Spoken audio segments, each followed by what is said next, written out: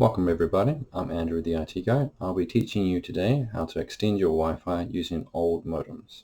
Now, this is a little bit complicated for some people, but if you think you're up for it, come along with a journey with me. So, what you'll be needing is something that looks a bit like this. This is an old Cisco modem.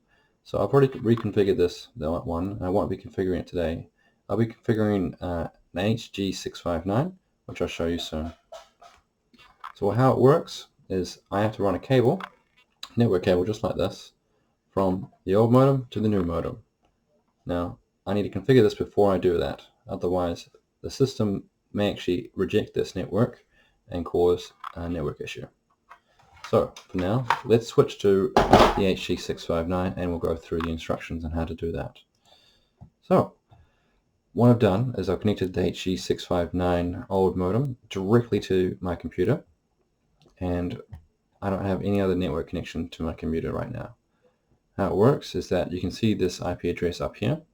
Now you can also find this IP address on the back of your modem. It should be the default IP address. Now if you can't find it, hold down Windows key and R, and now it should bring up the run command. So I'm just going to bring the run command over so you can see it too. Looks a bit like that. Hit OK, and then you'll get a command prompt that like this. So in here, just type in ipconfig. That's all you need to do. And you'll see that you have a default gateway of 192.168.1.1. Now yours will be different.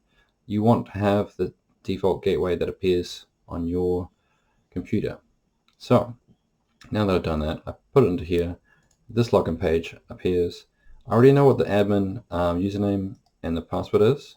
You should find yours on the back of your modem as well. So you can log in here. Now it has an automatic setup here it wants you to go through, but we're not doing that. We're not connected to the internet the typical way. This is just going to extend in your Wi-Fi. So I hit on internet and start deleting anything that isn't the right setting for me. So this one, internet ADSL, we do not use that. Same for every other one here except one of them. This one, internet Ethernet. So I'm going to keep internet Ethernet, but every other one I'm going to delete.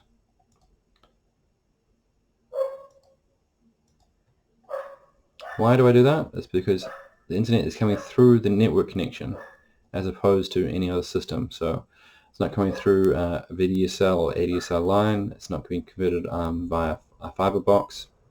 It's just an internet Ethernet, which is from a different modem. So once I've done that, it's all good. I go to parental controls. I don't need to do any settings here. You may need to do settings if you need to for some reason. Network security. So I've got this one set to low right now, which I don't know if I actually want low. I want disabled. So what I'm going to do is disable that and hit save. ACL, DMZ, and application filter shouldn't need to be changed because nothing's to be set here. Or everything else, you can mostly should be able to leave it alone. Bandwidth control, I don't have bandwidth control because I don't want to restrict the internet to my extended Wi-Fi out here. So internet services, I don't have anything here enabled. I don't need DDNS. I do need the simple network time protocol. This is really important. If you don't actually have it set to your country, your time zone, you're going to have website issues because they're going to website will find out that you have a different time than you should for your location, and it's going to be confused by that and ask you why is that. So next thing is, do we have VPN? If you do need to have those kind of settings, it's not a very common thing, but you can do this via the modem as well. Forwarding, if you've got certain games that require forwarding, you can do them here, and you can find the forwarding settings you need online.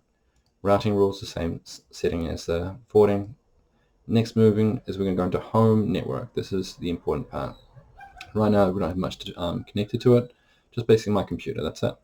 And this is just the actual system modem itself. So LAN interfaces, this is important. Now you need to know what your actual IP address on your current working internet is. So I know that my one starts with 192.168.20. Now this is important. This last section is, and this has to be a different number to every other number that's currently on the network. So I know my modem that I'm using finishes with a 1. So I don't want this Wi-Fi extension to be a 1. I want it to be something different. I know a good number to do is probably 200. It's out of the way of most of the numbers because we go from a band range of 2 to 254. So it doesn't allow 1 because that's already allocated to the working modem. And this one, 200, is not going to be reached with my network. So I do it with 200. Hit save on this one. And we'll need to do a restart now. So we'll just allow that to happen. And there we go. So 192.168.20.200 is the new IP address that I've set. I'm going to log in with my password. I'm not going to have that prompt me again. I'll go back to LAN interfaces. So this is an important section, DHCP server. We're going to be disabling this, but not just yet. First things first is the wireless LAN. So I've got my wireless LAN set up here. I'm going to be changing my one to, what was my current Wi-Fi address? There we go. We're changing mine to 17 Wi-Fi. So this is what my address will be. Now I'm going to actually have my 2.4 gigahertz and 5 gigahertz the same. Why this is important is because your devices and computers will automatically detect which Wi-Fi to connect to and which is better for it. So it's not an issue if you actually have the same SSID. So this time it's actually a smarter thing to do. Next thing is encryption mode. I only do WPA2.PSK unless there's special situations where you require something different. WEP is no longer useful, do not use this. And everything else, it's a special situation, ask your IT professional. Encryption mode AES is what you want, and we've got a pre-shared key, which I'm going to put in now. I don't typically make a too complicated Wi-Fi password, I just want something that I'll remember and that'd be easy to give out to people.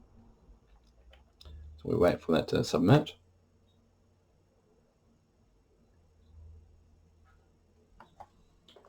Done. Next thing is we're going to go advanced settings. Is there advanced settings here that we can use? Sometimes we actually want to change some of this stuff. Certain situation, it's not actually beneficial to do 2040 MHz for 2.4 gigahertz, so I just change it to 20, and then we will save that. Transmission power, I could probably even reduce that because I don't need it to be at full power. All these settings are circumstantial, and if you need my advice, you can call me up, email me, and I will be in contact with you.